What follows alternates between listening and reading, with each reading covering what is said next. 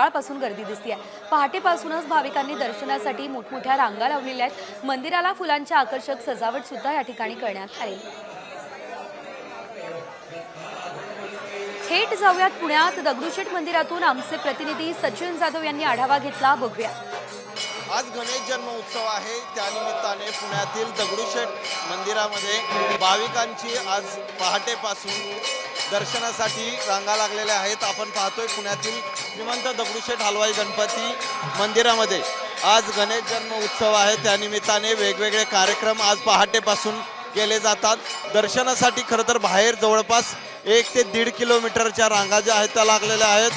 वेगवेगळे कार्यक्रम आज गणेश जयंतीनिमित्त या ठिकाणी दगडूशेठ मंदिरामध्ये घेतले जात आहेत। एकूणच आपण पाहिलं तर पुण्यातील वाहतूक पोलिसांनी जो दगडूशेठ समोरून शिवाजी रस्ता जातो तोही बंद करण्यात आलेला आहे।